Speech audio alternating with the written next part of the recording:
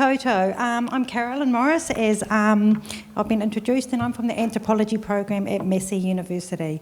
And it's my great pleasure and privilege to introduce and welcome our two speakers for this evening, Max Rashbrooke and Richard Shaw. And I'm going to keep my introductions really short, so we have maximum time to hear from them and also for some questions at the end. I suspect many of you in the audience know who these people are, but if you don't, Max is a journalist, political writer and researcher, and I know him from his extensive work on inequality in Aotearoa, New Zealand, and you can see a slew of his books on the table over there. So he's now an adjunct senior research fellow in the School of Government at Victoria University in Wellington, and he's co-founder of the Institute for Democratic and Economic Analysis, which is an independent policy think tank. But I think what brings him here today is the article he wrote in Spin-Off last year called "My Ancestors Were Colonisers." Now, many people here will know Richard Shaw. He's a professor of politics at Massey, and he's the author of two very well-known and very well-received books about colonisation. These are The Forgotten Coast and Unsettled: Small Stories of Colonisation. And his third book in the trilogy, a kind of a Lord of the Rings style kind of thing going on here, I think, is coming out in May, and it's called The Good Settler, I assume, Essays from Other People's Lands.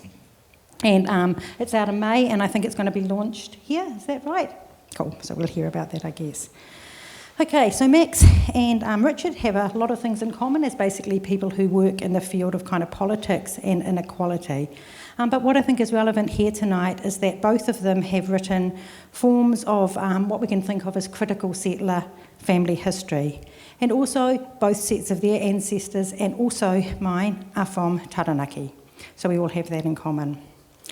So I'm just going to begin. What I want this to work like is I'll have some prompts and questions, and I want them to talk to each other, and we're just kind of eavesdropping. Yeah, that's how I kind of imagine it, rather than like a series of kind of questions. So I'm going to begin by asking each of them to basically what brought them here to this session and what led them to the work they did. Oh, well, good evening, everyone. Kia ora koutou. It's lovely to be here. I've done events in this wonderful building a number of times, and it really is a privilege. And thank you all very much for coming out. Thanks for the opportunity to be here. What brought me to writing an essay with the slightly confronting title, "My Ancestors Were Colonisers"? Well, I grew up. I'm interested. I think there's some contrasts with your work and family and writing. I grew up with a lot of information about my family, so sort of knowing what had happened was never the problem. I'm a descendant of the Richmond, Hursthouse and Atkinson intermingled families who were quite influential in 19th century politics. Actually, we were just talking about this off stage. Their letters, combined letters, the volumes of their letters form a core part of one of the core resources for researching 19th century New Zealand history. Also, when they migrated to Wellington, having helped start the land wars and then decided that got a bit exciting, they all settled basically in one big mass in Eastbourne, which is where I grew up. And so I grew up in what sociologists would call a community of memory, where the sort of our community as an extended family was enhanced and deepened and sort of maintained by telling stories about who our ancestors were. And so I grew up with all these stories, and they tended to be fairly favourable ones, or the bits of those stories that we took out were fairly favourable. But I guess just as I grew older and as the conversation about colonisation developed, I started to think more critically about that information. And it wasn't really that I discovered anything much in the process of my research. I think is very different to what happened for you, Richard. But I just looked at all that information that was there with a very different eye. And because my family had been politicians and newspaper editors and local politicians, one of them was Prime Minister of New Zealand several times, less grand than it sounds because he was Prime Minister of New Zealand for 3 weeks at one point. Because politics sort of shifted and there were these coalitions that came together and then fell apart very quickly. But nonetheless, Harry Atkinson was Prime Minister of New Zealand, J.C. Richmond was Minister of Native Affairs, despite being notably not native himself, which wasn't a detail that bothered anyone at the time.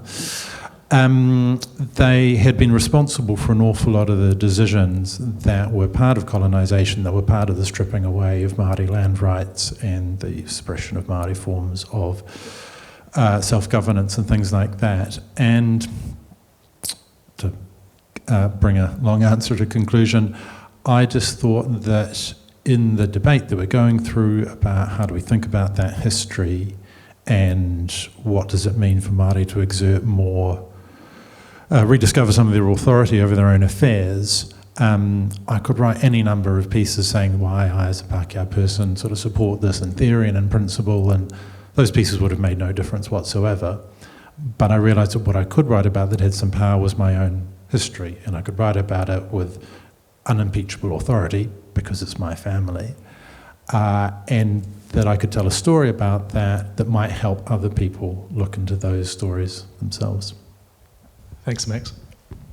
I mean, if Max grew up in a community of memory, I grew up in the obverse of that, a community of silence or non-memory or amnesia. So there's lots of contrasts between us, and I didn't have any descendants who were prime ministers, albeit for 3 weeks of the country. I did have a lot of farmers. Just before I answer your question, though, can I just thank Max for coming up? Max came up on a bus. The bus was late. The bus arrived at 2 minutes to 6. So we walked quite quickly through the hordes of birds over on the square. Max, thanks for coming. Jenny, thank you for organising this. And thank all of you for coming out here. We're from Palmy, most of us do lots of things we could be doing with our Friday evenings, but you've chosen to come here, which is lovely of you. And a particular thank you to my mate Carolyn Morris, who is appearing here in person, but who also appears on the cover of one of those books. The second book, The Unsettled, has this really magnificent cover, and it is literally Carolyn's work. It's a big, how big is it? Window size. Really big piece of, not embroidery. Yeah, it is.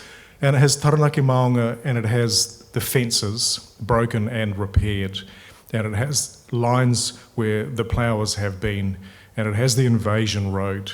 It's got everything on this really magnificent book cover. So thanks for both facilitating this conversation, but also for the cover of the book. But unlike Max, I grew up in a family who on my mum's side had been in Taranaki for an indeterminate period of time, but the only stories we ever told were stories of the Roman Catholic Church, mostly about the Roman Catholic Church, and about the terrible things that would happen to you if you misbehaved in any of the millions of ways in which you can misbehave as a young Roman Catholic and find yourself consigned to the fires of hell for all time. Lots of stories about Taranaki rugby. My grandfather is a lifetime member of the Taranaki and New Zealand Rugby Football Union, so was a manager of the last but one Taranaki Ranfurly Shield winning team when it meant something. So church, rugby and farms, because my family on my mum's side farmed 3 small farms that are dotted around Parihaka and around State Highway 45, which swings from Hawera through to Ngamutu and New Plymouth. Anyway, blah, just those stories really. There was a photo that I grew up with, was featured in my family's houses for some of the years in which I grew up. It's a photo of 16 men, one of whom is clearly the manager of the other 15, who are either a rugby football team, which is what I have thought for the last 7 years, or maybe a Gaelic football team, which is also a possibility, which was pointed out to me only a year and a half ago. And that has messed with my head a little bit, because in my head this is rugby, and there is a story I can tell about rugby. I can't tell any stories about Gaelic football, but the ball is definitely round. And I haven't seen it as round. I've seen it as a rugby ball anyway. That's kind of a digression, but I want to come back to that, because what I see and what might be there are not always the same things. This photo is of 16 men. The 15 men are all really hard-looking men. They wear old rugby boots. I'm looking out in the room. Some of you are definitely old enough, I certainly am, Luke's not, to remember when rugby boots came sort of halfway up your knee, and then the laces came all the rest of the way, and you had big shorts, and you had proper rugby jerseys, not those lycra things that they wear these days. And they're all heavily moustached. Quite a few of them are bandaged. the big guy who's standing at the back, who's holding the thing that I think is a rugby ball, but which might be an association football, is a unit. He's a large man. He's the captain of the team. He's manifestly the captain of the team. He has a presence and a stature, and he forms the focal point of the photo. The photo's on my parents' wall for many, many years, alongside of photos of other farming people from the coast who occupied the land that Max's ancestors helped my people inherit in various ways from the people to whom it was originally belonged and had been stolen in the confiscations of 1865, all 1,275,000 acres of land up in Taranaki, taken by executive fiat. On the back of that photo were 3 little data points which only ever came into focus for me after my father died and various things occurred.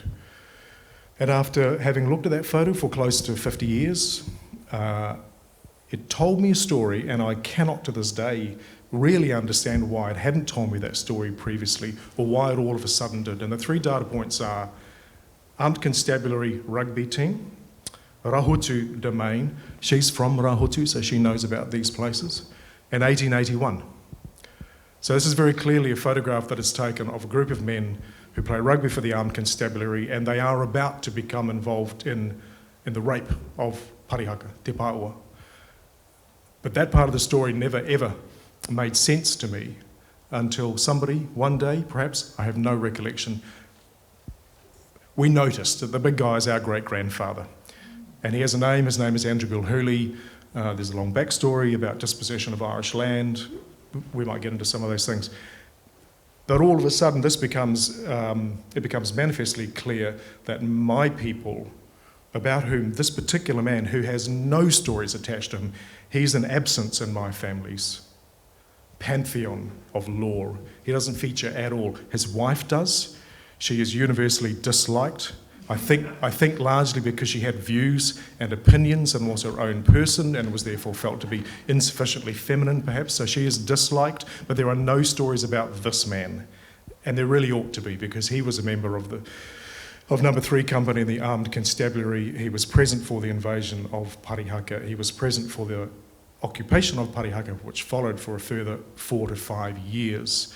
And then he came back, and with his wife, Kate Fleming, who became Kate Gilhooly, they farmed 3 pieces of land, 2 on either side of what is called Surf Highway or the Great South Road, but which is a military invasion road built with parliamentary appropriations to deliver an invasion force to Parihaka, and then a second agricultural campaign to deliver the farmers to the land that had been taken from Te Ao Māori and has never really returned to that place.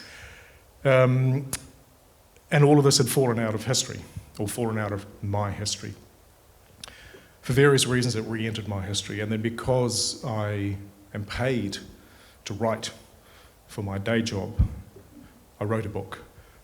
It's called The Forgotten Coast because it had all been forgotten. There are no papers, there are no letters, there's nothing apart from sort of the formal fingerprints that men like my great-grandfather leave, service records essentially, cadastral land titles, various other bits and bobs, but nothing personal, nothing intimate.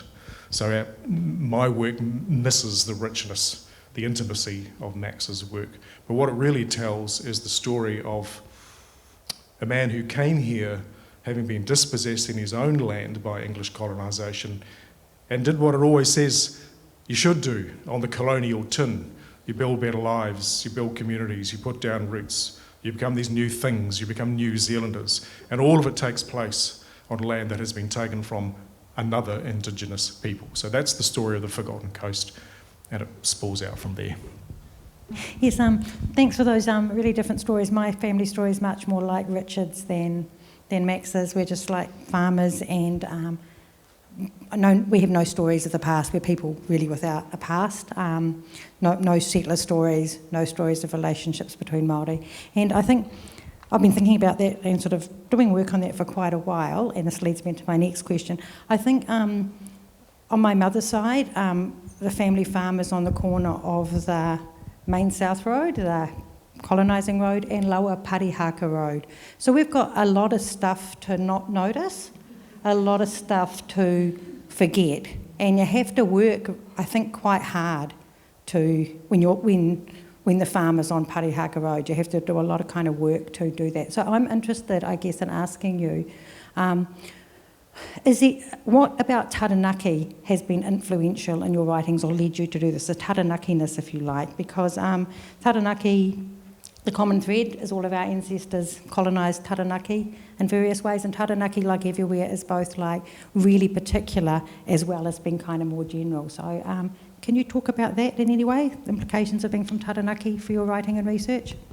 Max's people had a part to play, as did William Fox, after whom Foxton and Foxton Beach, Te Whārangi and Te Awaho are named.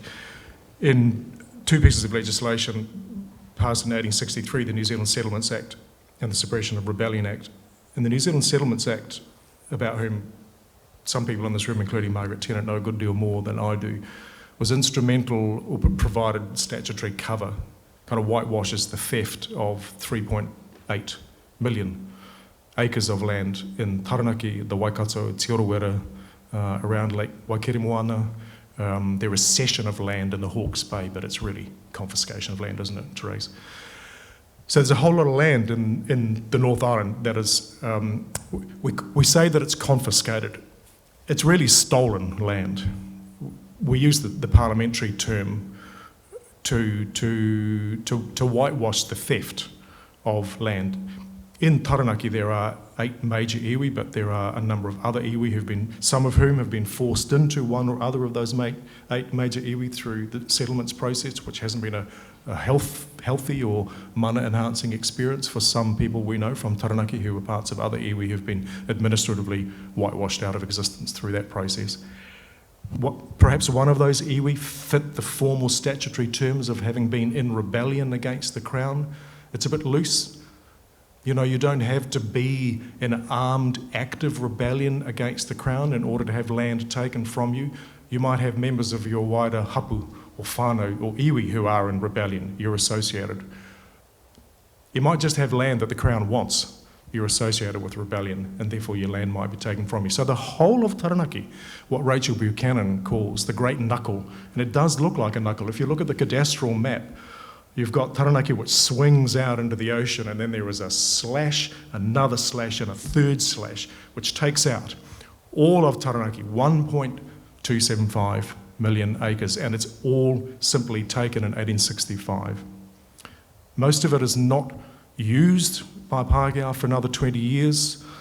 Some of Taranaki whānui, some of Taranaki iwi come back from Max's place, Te Whanganui Aotearoa, having been driven down there through the incursions of the Waikato. They come back in that time and they reoccupy the land in Te Whiti o Rongamai and Tohukagi, established in 1866. This kind of pan-tribal place called Parihaka, which becomes a haven for other dispossessed Māori from across the motu. So Taranaki has a particular history, and one way or another, Parihaka is at the centre of much of it. And the 3 family farms that my family become controllers of, they own 2, but the third is a really interesting case. They are quite literally dotted around Parihaka. So it's unquiet land. It's settled, but it isn't settled in any sense of that word. The first of those pieces of land, section 44, block 12 of the Cape Survey District, is on the seaward side of State Highway 45, the invasion road. At the time that road was constructed, it's over quite a long period of time, but it's completed in early 1881, and my great-grandfather works as part of the roading. The Armed Constabulary, they build everything. They build the AC baths in Taupo, that's why they're called the AC baths. They build heaps of roads and heaps of bridges. They do loads of infrastructure. They also keep the peace. He builds this road, and all the confiscated land on the ocean side is set aside by the Crown for sale or gifting to former military men. My great-grandfather bought that land in 1895. That's when the past begins for us. There's no point before the purchase of that land in which there is a past. In my family's stories, the settler stories and the pioneer stories, the kind of hero stories, it always begins with the purchase of the first piece of land. There's nothing behind that. So there's no recognition of the fact that there had to be the theft of the land in order for the land to become a farm on which a family established itself. The second one is on the other side of the road, quite literally opposite it. So it's on the Maunga side of the road. And that land was ostensibly set aside for the return to natives in the form of native reserves. Very little of it was, and 90% of what was returned in native reserves had been administratively reclassified, possibly by Max's ancestors, and taken out of the reserve system and sold to Pākehā farmers, including my great-grandmother who bought her own piece of land in 1921. And the third one is especially, there is this trope, or it's a myth, it's a Pākehā myth. There are a lot of them, and one of them is the pastors in the past. Well, there is a piece of land on the Oparapa Road, which is Māori land. Under the West Coast Settlements legislation, of which there were 12 or 15 iterations, that land remains in Māori ownership, but it is administered on behalf of Māori owners by a government official who's called the Native Trustee, and later on the Public Trustee. So he, and it is always a he sets the rents at a peppercorn rate. He charges the Māori owners of the land 7.5% annual commission, the cost of building and maintaining roads, fences, any riparian work that needs to be done, cost of meetings, lots of administrative costs, and then a little bit of money is returned to the people who own the land but can't negotiate leases which are in perpetuity. So my great-grandfather signs a lease which has a 31-year life cycle, or 21-year in his case, life cycle, but that lease is in perpetuity. That farm, the Oparapa Road farm, is still Māori land. It is still occupied by a sort of an offshoot, a branch of my family, who still have the right to maintain that lease in perpetuity. They can offer it up, and since 1987, if they offer it up, mana whenua get first right of purchase, if they can afford it. But I quite like that in the context of a country in which we are constantly bleating about being one people and being equal. There is a form of land tenure that applies in Taranaki to around about 20,000 hectares of land, which only applies to Māori land. There is no other form of leasehold that applies just to Māori people, just that one. Doesn't apply to Pākehā farmers.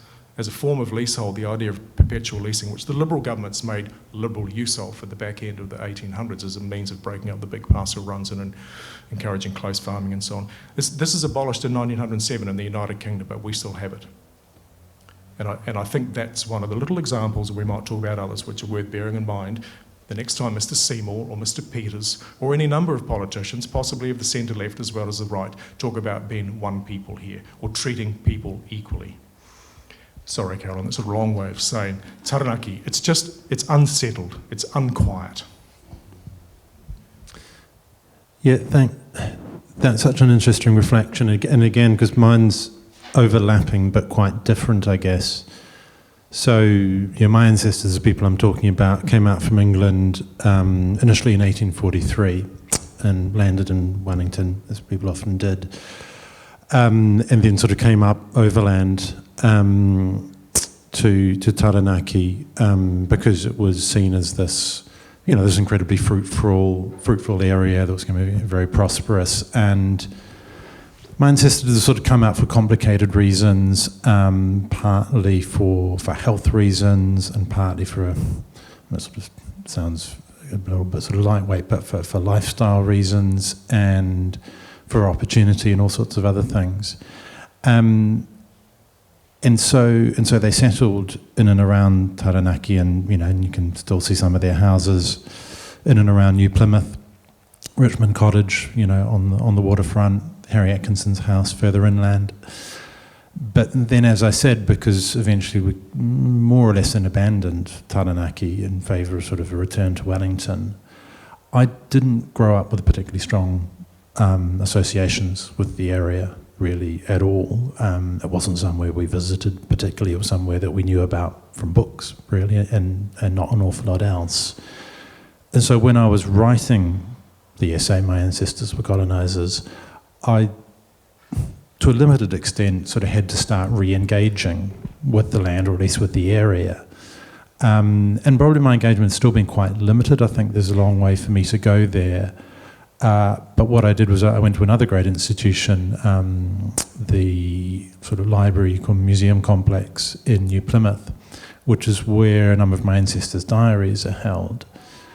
And in the essay, my family they were large and they intermarried, and there were Richmonds and there were Atkinsons and there were Hursthouses, and it's quite hard to sometimes even tell a unified story about all of them.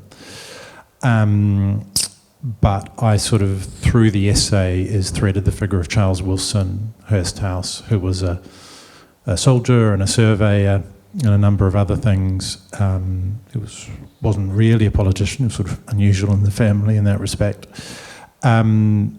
And his diaries are held in the library in New Plymouth, and encountering those and their physicality was quite a profound moment, because these are diaries from the late 1870s and early 1880s, and as I say in the essay, and there's photos accompanying the essay, they're quite beautiful objects, and they're preserved in sort of startling clarity, even though these were working notebooks. I mean, it's kind of remarkable that they've survived. But then, I was opening them up and reading through these just sort of quite perfunctory surveyor's notes and distances and lines and arcs and, things about how much does it cost to hire a chariot and these sorts of things. And then suddenly there are translations of speeches by Te Whiti and Tohu from Parehaka. So there's these really quite momentous historical events jumbled in alongside extremely unmomentous things. And that was a bit of a shock. And in its own way, and then elsewhere in his books, there are things like a sketch of the village at Parehaka, and it's kind of quite rudimentary, but it's got the very sort of whare drawn and it's labelled according to which bit belonged to whom, and things. And so you start to think, well, okay, this guy had a very sort of profound material acquaintance with Parehaka. And at this point, he's from a family that did things like authorising the Waitara purchase, a fundamentally illegitimate purchase of a very large portion of desirable land north of New Plymouth, a sale that they knew, that my family fundamentally knew was illegitimate, but in their position, things like Minister of Native Affairs, they decided to wave through anyway. So Charles Wilson already has this in his back history. He was one of the surveyors on the Waitara purchase while his cousins were authorising it. And he's been doing other survey work in and around Parehaka. And then he ends up spending quite a lot of time visiting Parehaka and translating the speeches that Tohu and Te Whiti are making, because by this stage he spent quite a lot of his life interacting with Māori. And so he's got some acquaintance with te reo. And then he's passing on those speeches to the settler press and the settler politicians. And these translations, they're only a minor part of the story, but they form some part of the justification for the invasion of Parehaka. And in fact, at that moment, Charles Wilson serves as the interpreter to the invading forces. And so, I'd never really thought hard about this until this moment, Richard, but, our ancestors at that point must have been quite close to each other. Yours is certainly laying the groundwork, literally, and in other respects, but they would have been. And can I just ask Max a question? I think I'm right, Max, in recalling that somewhere you refer to them as the mob. Yeah, that's what they were known as, because they were big and incredibly interlinked, and they exerted quite a lot of political power. And we never really thought about the implications of that name. Oh, the mob. Yeah, sounds nice. Yeah, so, But also clearly intelligent people, literate. At least one, and probably more of them, have some facility with te reo Māori, and one of them is an agent for the New Zealand company. So, do you have a sense of the extent to which they intellectually engaged with the project, Edward Gibbon Wakefield's systematic theory of colonisation, there's a logic behind it, there's a project behind it. It's supported for a while by J.S. Mill and the liberal press in the United Kingdom as a means of dealing with overpopulation, questions of unemployment, so on and so forth. Is there also, apart from the stuff that we're focusing on, which is the politics and the consequences of the politics, is there a different kind of intellectual engagement as well, to your knowledge? Yeah, it's a great question, and there is and there isn't. I mean, they didn't question really at any point the wisdom or morality of colonisation. There's a line I use from the historian Frances Porter, who wrote quite a lot about my family and who wrote very well, I think. And she says, they just never doubted that in the North Island of New Zealand there were thousands upon thousands of acres awaiting, she has some phrase, awaiting sort of European settlement, civilization and the plough, or something like that. They just thought that those areas were there to be used and claimed. Aided, of course, particularly by the classic sort of European misconception, whether willful or not, and often it probably was willful, that it just didn't look like the land was being used. And there was sort of determination not to understand how, Māori regarded that land, and that even if you weren't visibly using it, it was still nonetheless your land. I mean, my ancestors were very influenced by John Locke and the idea that you gain possession over things by, quote, mixing your labour with the land. And so they, and some of them, I mean, actually, a minor digression, I've got some friends in Wellington, fairly radical bent, and they run a little sort of self-started publishing press, and they publish little books, they're pamphlets, really. And one of them is called Unwanted Colonial Knobs. And they turned up at a party at my place and said, "Hey Max, we've done this pamphlet. We're just going to distribute some around." And I said, "Yep, that's cool." And I thought, And they were like sort of putting something around like the table and stuff at my place. And I opened it and flicked through, and lo and behold, there's a quotation from one of my ancestors in this pamphlet. And I said to them, "You realise what this is?" And they were like, because they're nice people, they were very apologetic. And they said, "Oh God, Max, do you want us to take the pamphlets away?" And I actually said, "No, don't. But you do have to remember this is how New Zealand is. It's a very small place." As my father often says to us, because this is all my mother's family, he says, "Kids, there are no strangers in this world. There are just cousins of your mother's you haven't yet met."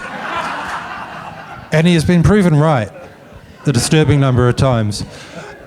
So anyway, that's funny. What isn't funny is the quote in the pamphlet, which is C.W. Richmond, yet another one of my ancestors, who was minister. I just can't quite remember. He went on to become a Supreme Court judge in New Zealand. Anyway, his quote is, "We must free the Māori from the beastly communism of the pā." Yeah, horrendous one. He also, so there's a notorious judgment in New Zealand history that the Treaty of Waitangi, Te Tiriti o Waitangi, was a simple nullity because Māori didn't have the capacity to have signed something like this. That judgment is traditionally attributed to Judge Prendergast, who was the chief of the Supreme Court at the time. I said I didn't find out a lot during the research. One of the things I did find out was that judgment is regarded having had a co-author, and the co-author was C.W. Richmond. He's a knob, isn't he? A genuine knob. And then I was emailing a legal academic about all of this stuff. And he said, well, do you know, it's even worse than that. Because there was, the tradition at the time was that verdicts issued by the Supreme Court were attributed to the Chief Justice. In point of fact, it was probably just your ancestor, C.W. Richmond, who wrote that judgment, Witako, as it's called. So in some respects, it just gets worse and worse. Anyway, this is a very long way from your question, which was about Taranaki. I guess, in your question about what did my ancestors say, I mean, they knew very little about Te Ao Māori, despite having some facility in the language in some cases, because, and I say this in the essay, they just weren't curious. And that for me is, I mean, obviously it's not the worst thing. The worst thing was the confiscation. But in an intellectual sense, that's the worst thing, because they didn't value Māori lands and traditions and ways of doing things and philosophies and forms of justice and ways of allocating rights and resolving disputes. They just had this belief in the superiority of their own way of doing things. And I mean, and that's a sort of a familiar history to us now, that they weren't unusual in that, but it's still quite dispiriting to read it and to see it. And it sort of, I mean, it argues, there's sort of sometimes that naive idea that contact, knowing people, seeing people sort of does all this wonderful work. Well, I mean, they were in contact with Māori a lot of the time, and it didn't improve matters. Thank you for those answers. It's, I think what they both show is, I guess, the sort of thinness of history. We don't have a long kind of history, and Taranaki is particularly, specifically, in its own particular ways, kind of fraught and anxiety-inducing. So my next question is about the kind of challenges you faced in doing this research, and it seems to me, but like Richard, blessedly, none of the absolutely atrocious things I'm sure my ancestors said were recorded. So that's one of the benefits of not having a record. So I would like you to think about what were the opportunities and challenges in doing this kinds of research that you faced. And I have, I guess, a particular thing I'd like you to both talk about as well in relation to that, and that is the place of kind of emotions in doing this kinds of research. You bring it up in your article.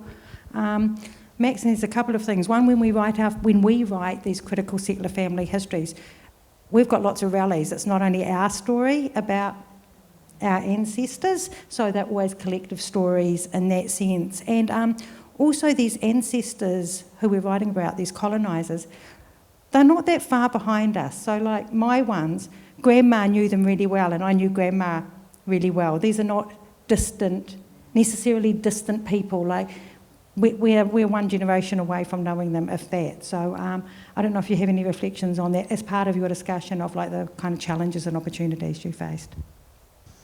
Yeah, look, I think we've both faced challenges in the work, specifically around family. And I'm not sure we have quite the same view on this necessarily, which is fine. I mean, partly because I grew up in this community of memory, there is a little bit of a feeling of a collective ownership amongst all of us of this inheritance of these ancestors, and also sort of some kind of collective right over the telling of them. So I got to a position where I wanted to write the essay, and I think you feel differently about this. I got to the point where I wasn't willing to publish it unless at least my immediate family were comfortable with it. So I went through a sort of approvals process. And in the end, look, I mean, those are private negotiations. It's not for me to speak in detail about them publicly. In the end, everyone was comfortable with it. I mean, comfortable in the sense that they could live with it being published. I wouldn't say everyone was delighted in my family about its being published. And it's, as someone, I'm in my mid-40s, so I've grown up in an environment of increasing awareness of the problems of the past. People in my parents' generation, my mother probably had more of the great men of history variety of education. So these realizations are harder to deal with for some people. So I felt like I had to go through that process, and that was a challenge, but in the end it was a manageable one. And I'm lucky because of that. And obviously if people had said no, fundamentally I would have been in quite a difficult position, but I wasn't. That's one point. The second quick point on the point about emotions. So I don't know what your view on this is, Richard, and I'll be interested to hear. I'm resistant in some senses to the introduction of some emotions into this debate, because one of the things I was writing against is the kind of white liberal guilt, and people getting very constricted into the story and sort of feeling terribly, terribly guilty, and feeling that constrains their ability to say anything, or it's this terrible thing that looms over them in their dealings with Māori or things like that. And while I do understand why people feel like that, I find that extremely unproductive. if I'm honest. And one of the things that I did when writing the essay was I actually deliberately stripped a lot of the emotion out of it, and I didn't really talk about my own feelings about this thing because I actually didn't want to do that, because it brings its own risks. The risk is you sort of go all the way, you start with my ancestors not acknowledging this thing at all. You can flip over into the other space where I think it's, in the guise of trying to do a good thing, it becomes all about you and your feelings. And hey, look, I'm sitting up here on a stage, so I'm definitely in this thing. I'm definitely, I'm not totally afraid of foregrounding myself. But I was trying not to make the essay a big thing about my own feelings. I actually wanted to keep those out of it because I was trying to focus on what's the useful, productive work that this kind of writing can do. And that was always what I had in mind, because I'm quite a functional writer in some senses. I'm always thinking, what's the utility? Like, what is this thing achieving? I mean, okay, I want it to be beautiful and all the rest of it, but what is it achieving? So, yeah, so in a strange way, I was partly trying to take some of the emotions out of it. I think you've got quite a different take on this. I entirely agree with the risk of becoming self-indulgent. I mean, there are actual professional historians in this room who are far better qualified to speak on this than I am. But I'm also Roman Catholic, and none of you can tell me anything about guilt. Apart from perhaps my partner, who would never do such a thing in public, but wait till we get home. But I entirely agree with Max on the. I mean, we had this exchange, didn't we? My partner and I both work at Massey. We have a colleague who's a Pākehā woman. She's not even from Taranaki, but she feels the pain of listening to the stories of Taranaki. And she feels bad about things, and she's a complete pain in the fucking ass. Because that is what she does. She just feels bad about things for herself. And she's not even from there, So I think that it could be many people. We have all met those people, and perhaps some of us were those people once upon a time. I think I almost certainly was. And Max is right. That is a self-indulgent use of affect, which leads to a crippling inability to address anything. So it's profoundly counterproductive, and it's an active use of affect. It shuts things down. It stops conversations. It stops people from acknowledging things. So it's not passive. It's very, very active. It has consequences, and I'm not a fan of it at all. So I entirely agree with Max on the issue of addressing the affective content. I had a different experience to Max. Max's family sounds coherent and functional. Qualifications. My immediate family, my partner and my two daughters, we're highly functional. Beyond that, it gets a bit questionable. And so I didn't feel the same need to run all of my work past everybody in my family. I did send one draft out, and I gave them quite a tight time frame, because you know what happens to time frames. They can go on, and then they're not time frames at all. So I said, you've got 2 weeks, read the thing, let me know if there is anything in there that you take issue with. I had a much longer engagement with my mother about this book, because she's really the point of entry into this. And Mum was fine. Mum was fine with The Forgotten Coast, because mostly that book is really a book in 3 parts, and the first part is about my father. It's triggered by his death. The book opens with the end of my father's life. And Mum just, until very recently, she's parted company with the world in any meaningful sense in the last year or so, but until recently she would read those parts of the book pretty much on high rotate.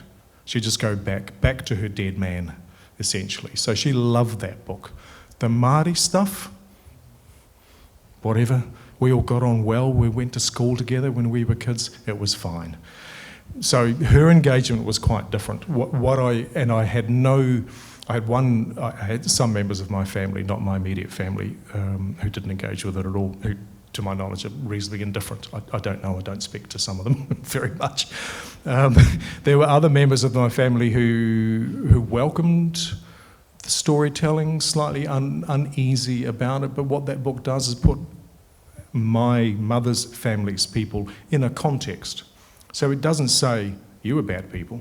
I mean, that would be a profoundly unprofessional thing to do and unhelpful. So it doesn't personalise it in that way. It says, here were people who lived lives in context, and the context is what I was interested in. But like Max, I didn't want the manuscript of The Forgotten Coast. I didn't feel I needed anybody's permission for The Unsettled, and I certainly didn't need people's permission for the book that's coming out next month, which are essays. The Forgotten Coast sat with the people at Parihaka for some time, and it like Max, there was a sort of a threshold point. Had they said, we're not good with this going out into the world, then it wouldn't have gone out into the world, and that would have been a very difficult, I don't know how you would have felt had you been in that situation. If there had been a veto or an embargo, that's the wrong language to use. But I felt that because I am necessarily invoking my and pain and other people's histories, just got to be really, really careful about that stuff. Rachel Buchanan, who has Taranaki and Te Atiawa Whakapapa, who just writes beautifully on all things, including things to do with Parihaka. It's actually not in her books, but it's in an essay that she wrote with a woman called Maria Tumakin, I think, I'm not sure which one it was. It doesn't really matter. But she says, some stories are not your stories to tell. And she takes issue with and quite rightly, I think, the ways in which some Pākehā, or at least non-Māori writers, historians and others have used Parihaka for extractive purposes, go in there and mine it for stories that I can tell. So I was really conscious of that. Rachel and I knew each other when we were very little. We did operatic stuff together. She was Dorothy and I was the Tin Man in The Wizard of Oz. She had a better voice, I was a better dancer, even as the Tin Man. But she was really clear, there are some things you can't talk about. And I just wanted to run that past. And there were a couple of sections of that book, people at Parihaka said, oh, maybe not that. And so the rest, once I got the okay from them, then out it went. And I think that was important for me for very obvious reasons. But I'm also really conscious. I mean, Max talks about sitting up here. This is great. It's lovely sitting up here. It's lovely having this conversation, having time with Max and Carolyn and you people coming, and we'll have, this is all great. But this doesn't happen without really appalling things being done on the Taranaki coast. So I'm also really conscious of the need to, every time I do this kind of thing, which I had not looked for at all, I was surprised by the amount of response and the reaction and the reception that book got, which led directly to a second and then to a third book. I didn't see any of that coming at all, but I have become acutely aware of is it an ethical imperative? When we have these kinds of conversations, when people like Max and I, who put words out there into the world, there is an obligation to be careful about those words. I mean, I wasn't trained as an historian, so I'm not always very good at that stuff, but I have learned that if you're dealing with this stuff, you have to be a little bit careful. You have to be quite careful all of the time, and just to be really conscious that these things don't happen without some terrible thing having occurred once upon a time in Taranaki. But equally, if these things don't happen, we never get to have the conversations. And I think we have to. My sense is the world is a slightly better place by virtue of having Max's work and my work out there, because we can now have conversations that we certainly would not have been having, in my sense would be 15 years ago, maybe 10 years ago. Yeah. Yeah, and look, and just to add to that very briefly, I mean, it's not... Yeah, my family's sort of probably unusually coherent and sort of one kind of person, but I mean, I did get at least one email from a cousin who didn't like the essay at all, and who felt that I'd underestimated the benefits to Māori from colonisation. Look, perfectly intelligent people are capable of holding these views, although we had a robust and probably not very productive discussion over email. But, we're still friends and we're related. So there's that. And I think you're very right about dealing very carefully with these very complex things. I mean, I'm even less trained in these things probably than you are, and so, you know, I felt like I was sort of competent to tell my own story and not my family story, not much more than that. And for instance, I've never been to Parihaka, and it's a thing I'm conscious of. I mean, again, like not trying to get sort of caught up in the emotion. You know, I'm trying not to make that a big thing in my life, but I'm also conscious of the thing I've not done. It's something I would like to do in a way and time that's appropriate. I probably need to talk to some people about properly. There's probably an offline discussion about how to do that. But yeah, I think there's banal point. There's a long way to go in this journey, certainly for me. I haven't been to Parihaka either, Max. And I think the question of timing is really, you raise an issue. I mean, this is we had a Māori colleague at Massey who now works at Pukeariki in Ngāmotu in New Plymouth, and whose people have whakapapa connections to Parihaka, but also to land in South Taranaki. And she spoke at the launch of that book, The Forgotten Coast, and she and I had, previous to the publication of the book and for all of the years subsequent to the publication of the book, had conversations about quite when the time would be to visit Parihaka. You can't just show up, although people will just show up and continue to just show up. They don't do the rā at the moment. There's just too much stuff going on. There's lots of work there. And Ria and I have repeatedly had this conversation. When's the time going to be right? Oh, well, the time will be right. There was one time that was right, and then the heavens opened, and it was biblical, and we got to just outside of Ratana, actually, on the road north to Taranaki, and decided that the Atua was sending a fairly clear message, continue and die, or turn around and go home, so we chose the latter. But I still haven't been there, because the time hasn't been right. That time will come. And I think a lot about that. I'm interested that you say that. I have had conversations with people who get quite sort of, you haven't been there?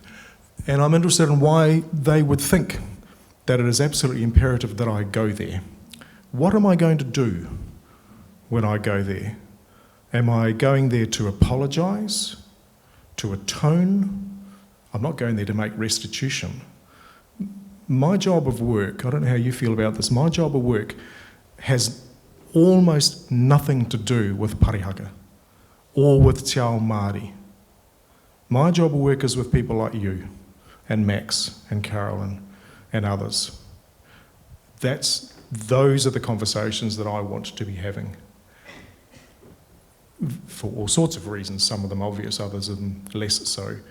There will come a time when I go to Parihaka. I drive that road every time I go to New Plymouth, which is more or less on a monthly basis at the moment. I drive past Carolyn's old farm.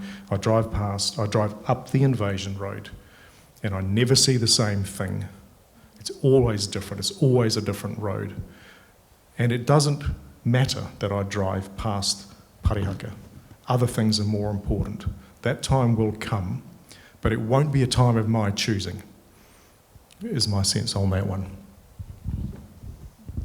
Thank you for those responses. That was really interesting. I have been to Parihaka. We went on a school camp when I was 12 for a whole week. It's quite startling when you think about it in retrospect. We did some extremely low quality basket weaving and things like that, and I mostly remember the hoo-hoo grubs in the toilet block and how frightening it were, the hoo-hoo beetles, and how it was really scary to go to the loo at night. I think it was pretty much wasted on me as a 12-year-old, the whole experience, unfortunately. Anyway, I'd like to ask you now about some of the other kinds of reactions you've had to your publication. So this is also tied with, like, what did you hope to achieve when you did this research and did this writing and put it out there in the world? Kind of, did it happen? What happened? What I wanted to achieve, well, like I said at the outset, was to write something that I thought might actually move people and do something useful in a way that just a sort of boilerplate, here's why I support co-governance, 800-word op-ed wouldn't have done. in terms of, well, I mean, it's hard to know what the impact has been. It was very well read on the spin-off, even though it's 4,000 words long, which is long for people's attention spans on the internet these days. And yeah, and the spin-off republished it this summer, and it got another tranche of readers. The comments underneath it were interesting, mostly all supportive, because that's the spin-off readership, but also a bunch of people saying things like, oh yeah, I'm a descendant of the Williams family, and we did all that stuff, but on the East Coast instead, and we are going through these sorts of confrontations with the past, and thank you for the essay, because it's been useful in helping us think through it. And some of my more distant relatives got in touch and said similar things. They said, one of them said sort of exactly what I'd hoped. She said, look, I'd actually been feeling quite prostrate by guilt about all of this, and you've actually helped me, think through this and find a more constructive path. I mean, I guess I just did it because, sometimes when, as Richard said, we like to think that the past is the past, and there's a lot of other comfortable myths.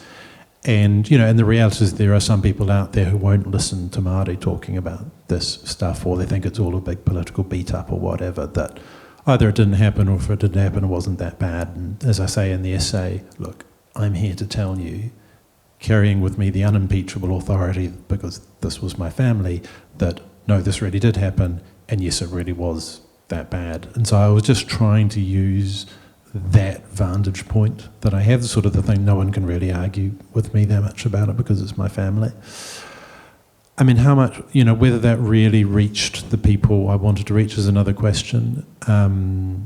Because again, around that thing about guilt, I do think some Pākehā people feel very got at in a way that's not constructive. They find this discussion threatening.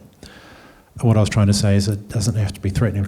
I don't think you have to feel terribly guilty about colonisation. I mean, my family did it, and I don't personally feel guilty. I acknowledge the terrible wrongs of the things that they did, but I don't think anyone is asking you as a Pākehā person to feel very got at and to feel very guilty in these sorts of things. You are just being asked to look things full in the face, and that is the difficult thing. But that is the work that we have to do, to look at it full in the face, acknowledge what happened, and then just think about how we help put things right in the present.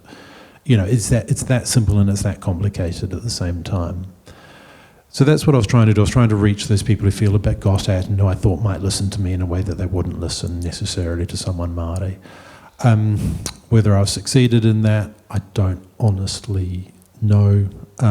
But, as Richard said, I like to think that at least something is a little better somewhere out there in the ether for having written that piece.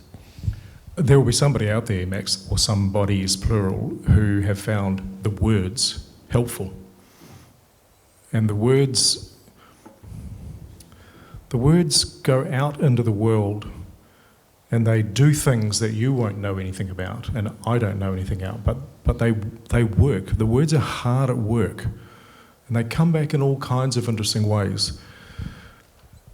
Ursula Le Guin, who everybody should read all of the time, said that once I have written the words and the words have gone, I have no responsibility for them. The words go into the world and they work.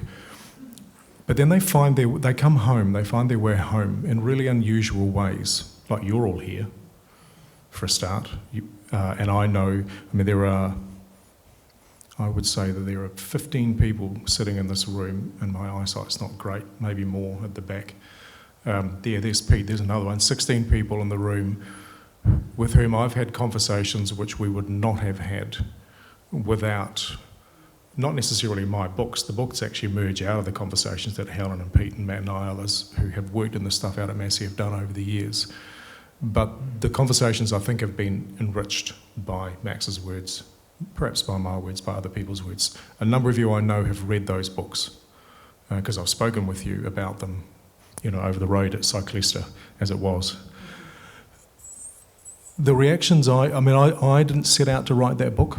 That is the other thing that completely took me by surprise. Can you remember when it became a book? I can't. I can't remember. I started out by writing to my father, who was a man of his generation.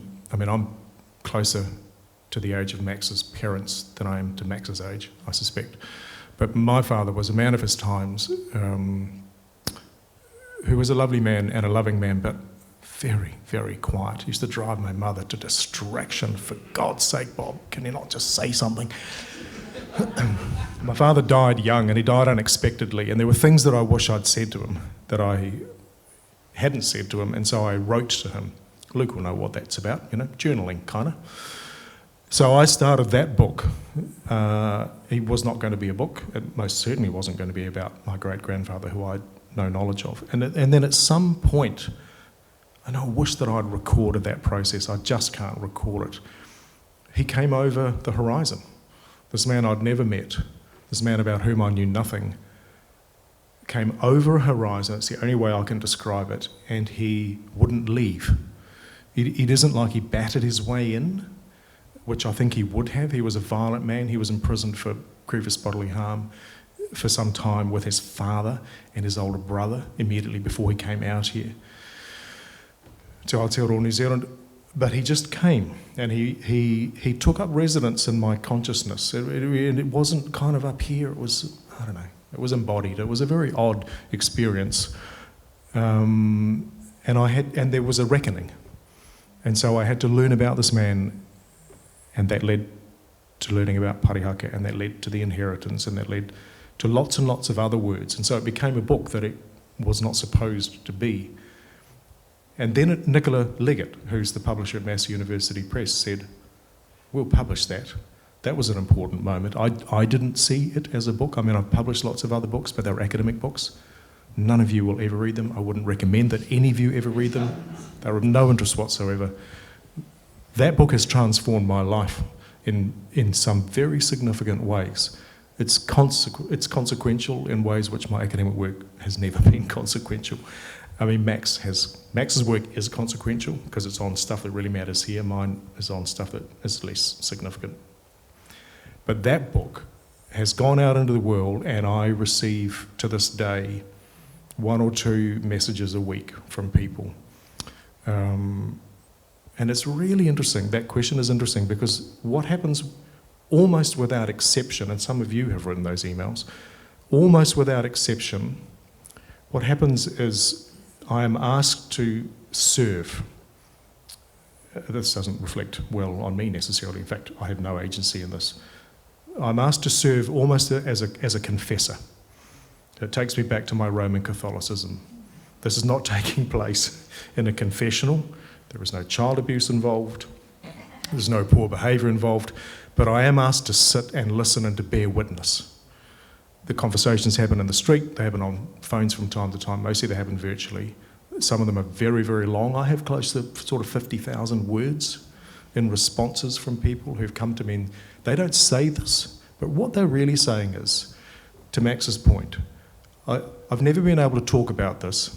You've written a book. You don't know who I am. I've no idea who you are, but I've read your book, and now you need to sit with me while I tell you my story. And so there is a process of confession which occurs. It's a secular form of confession. They're not looking for absolution. They do not require absolution. It would not be my role to give absolution, but it is my job to sit and to listen to them and to attend. And I always respond to them. I don't respond necessarily, although I have been known to, and I wish that I hadn't now, to some of the more unpleasant ones that I've received. Not very many, sometimes with photos. Very, very few.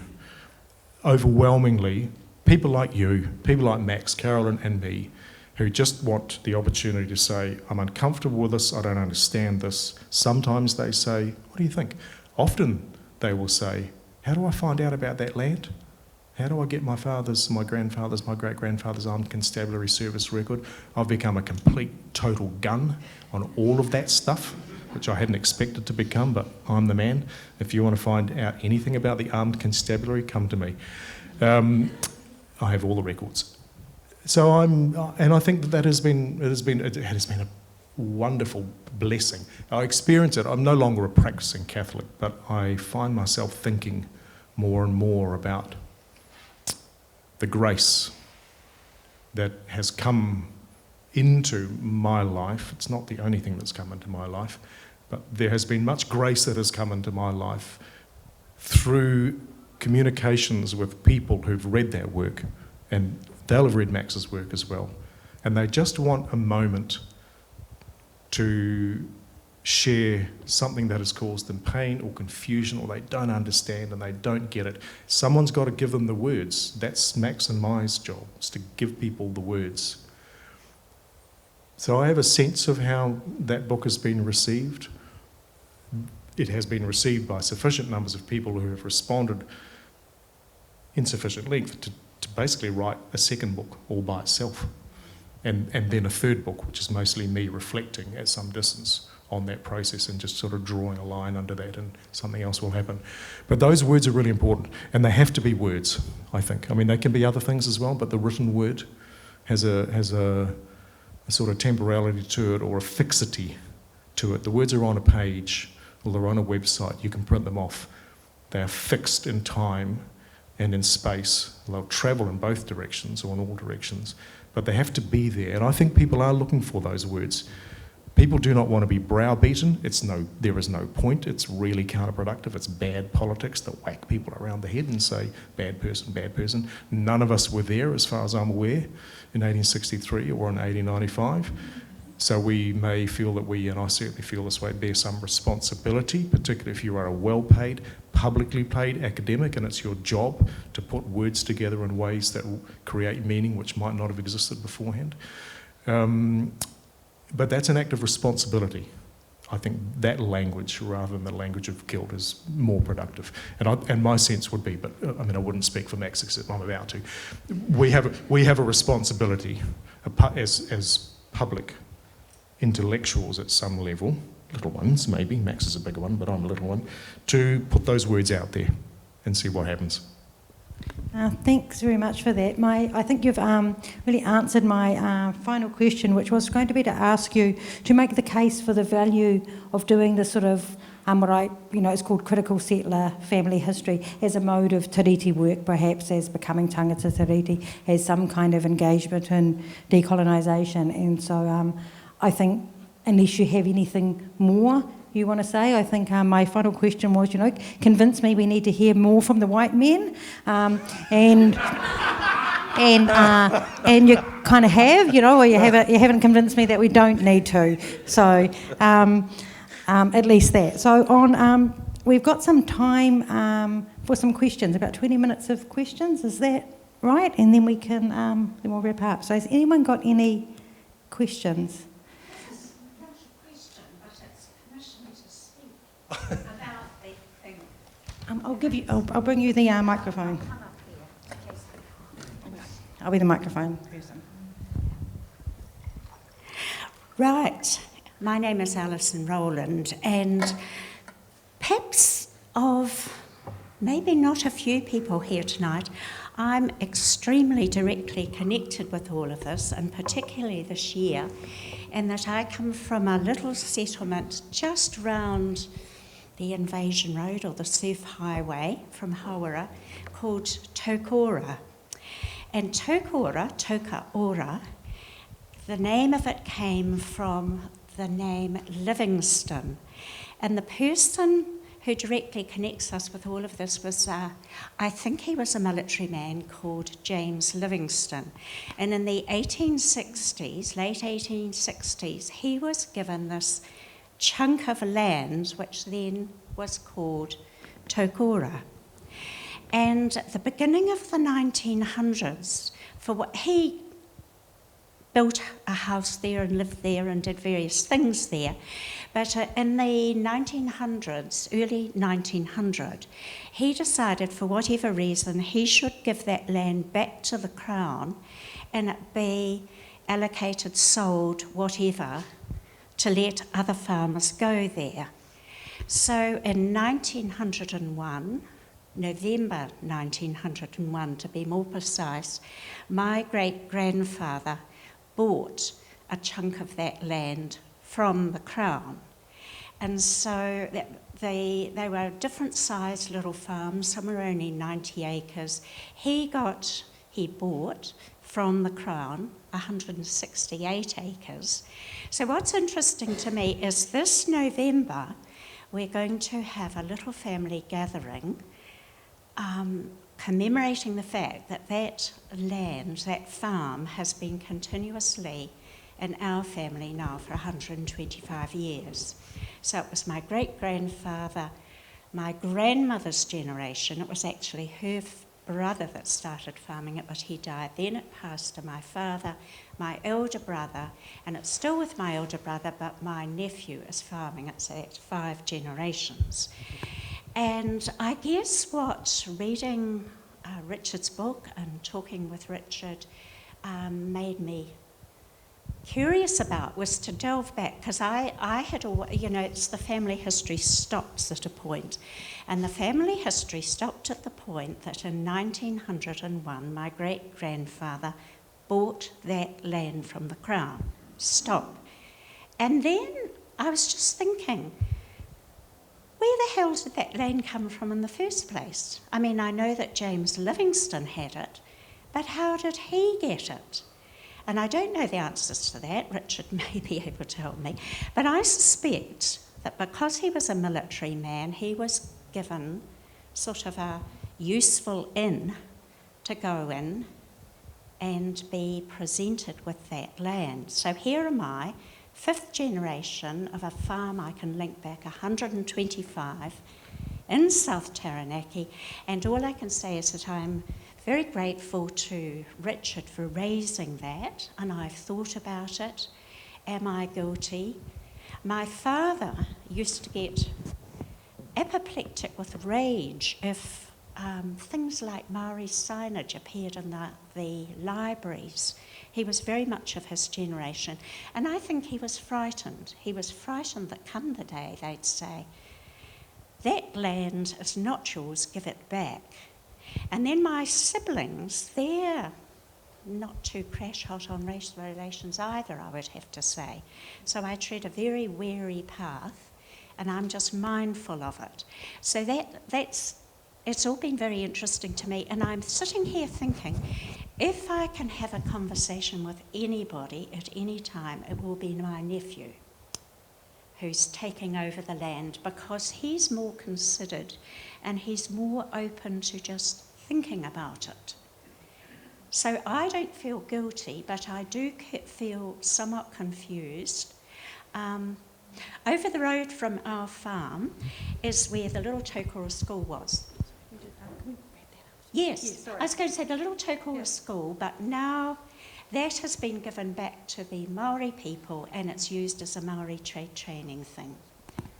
Thank you. Thank you. That's, I think, an extremely, in some ways, common story for those of us with farming backgrounds. Any other questions, please? Questions for Richard and Max? Or have they answered all of your questions? This is unusual. There's nothing left to answer. Yeah? No? You've stunned them into silence, Max and Richard. I'll give people another minute or so to have a think if they want to ask a question. Otherwise, yes. You have a question? A question? The title of this event is Past, Present and Futures. I haven't heard much about futures. That's true. Great question. Thank you. One of the people who featured in the conversation that Max and I have had is a member of a hapu who have somehow or other retained ownership of 50 hectares of land at the bottom of the Cape Road in Taranaki. All of that land was once upon a time theirs. Most of it has been confiscated. All bar 50 hectares have been since sold into the hands of non-Māori farmers, so that land is landlocked. As is about 50% of all Māori-owned land in New Zealand. That percentage rises to 70 if you go up near the Taihape area. So in order to get onto her family's land, my mate has to do one of 3 things. She either has to trespass across somebody else's farmland, or she has to have a helicopter, or she has to enjoy a functional relationship with the Pākehā farmer. The latter is presently the case. The Pākehā farmer is a bloke who I played rugby with at school. He's a Mullins. He's a nice man. He always lets her onto the land, but she has to ask him. So this is something which will continue.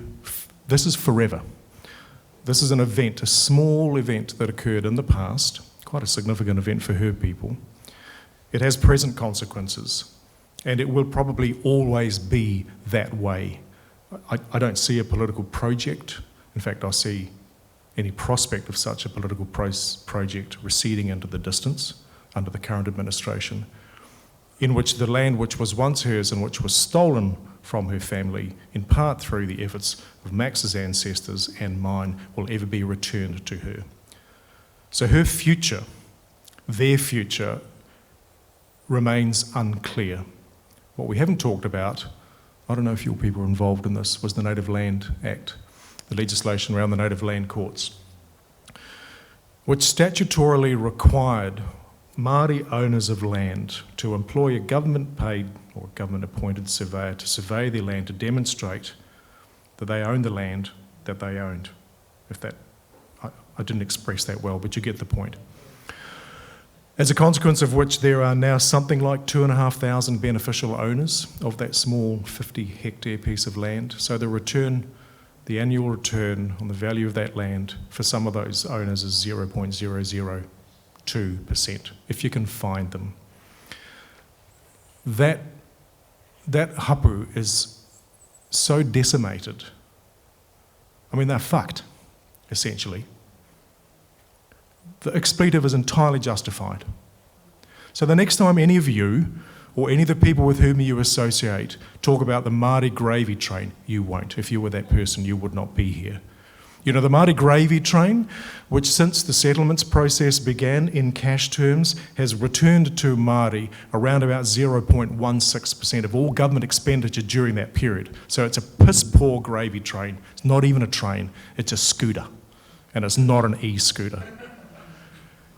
So, you know, we tell these stories to ourselves, some of us, me, no less than anybody else, not anymore, for a long time, for 5 decades of my life, about equality, about being fair-minded people, about treating people well. At the same time, we're very keen to move on from the past until it gets to Anzac Day, and then we're quite happy to go back into that past, but not the other past, so we're slightly selective, and we want Māori to pull themselves up by the socks. My people, not Max's, but my people, were so impoverished after 240 years of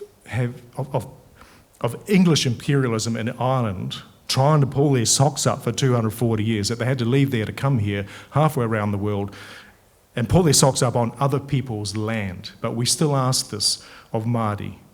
So to your question, you're right, about the future.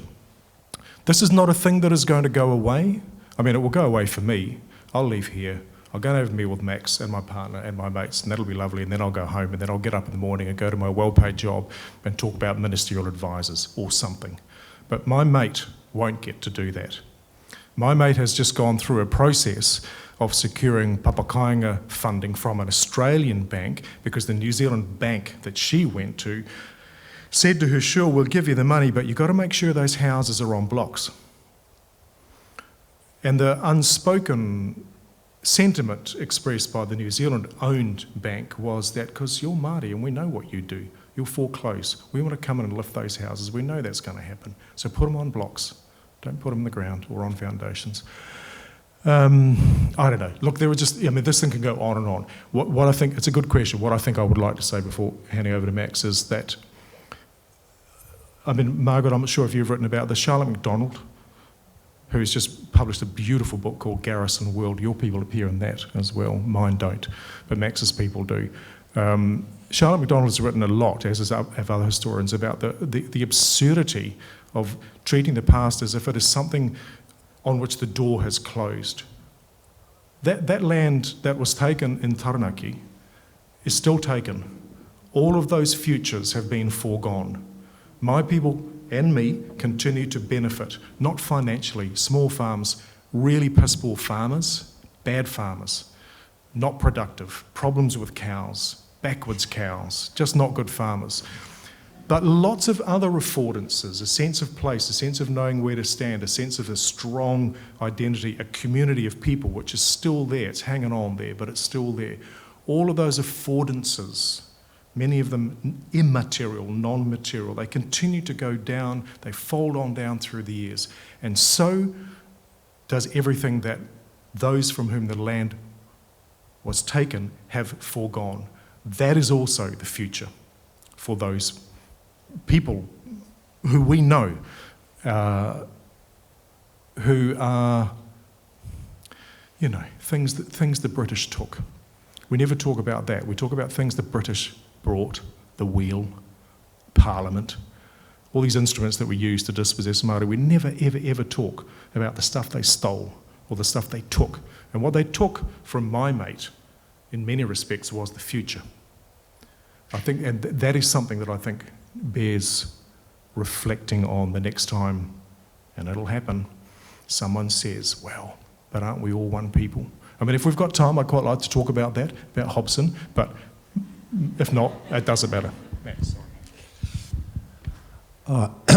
Look, I mean, I think that's a fantastic answer, Richard, and I think the way you've spoken about that is characteristic, I think, of what people have really responded to you to in your work, which is that combination of the personal. You're talking about those affordances, unfolding generation over generation, and I think that's very true and it's beautifully put.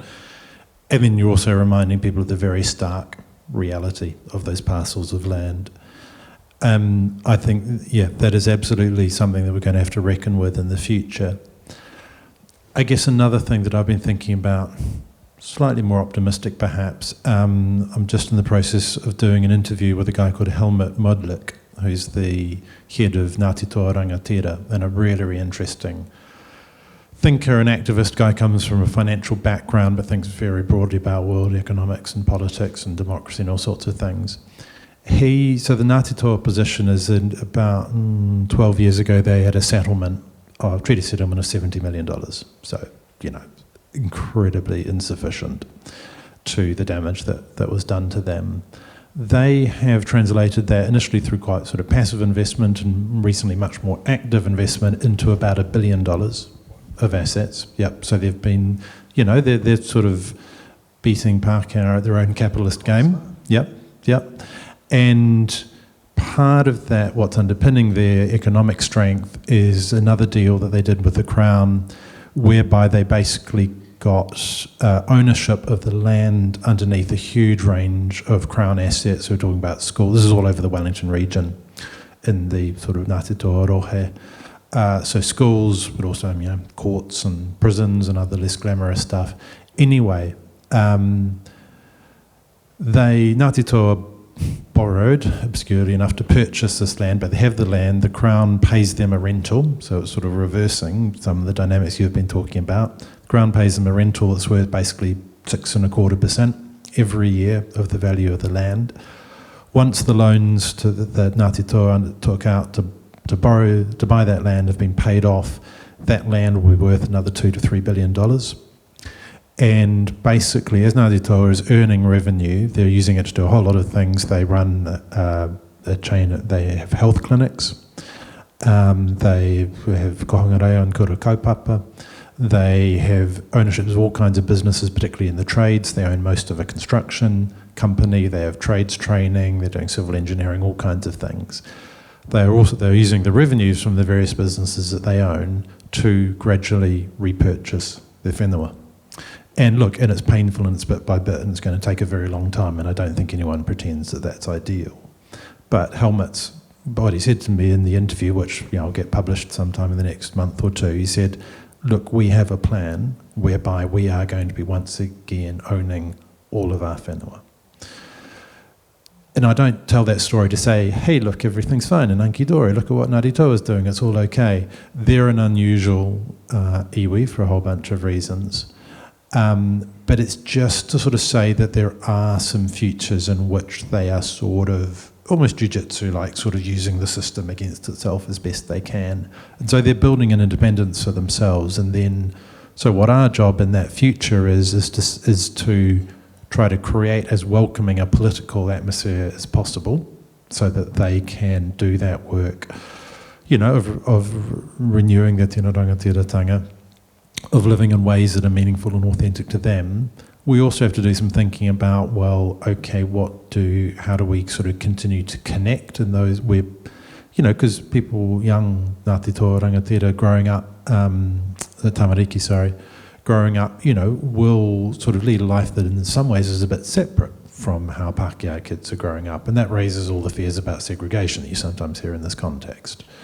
And I think those are reasonable fears for people to have. I don't agree with them, but I understand why people default to, that sounds like apartheid or whatever. I don't agree with that, but it's something for us to think through, then what are the continuing points of connection and how do we sort of maintain, coherence and, I don't want to say unity because that's tarnished with all the we are one people stuff. How do we do this very complicated thing going forward for which I don't think there are a lot of models? I mean, there are other countries, where, I think it's in Finland where the Sami people have their own parliament, for instance.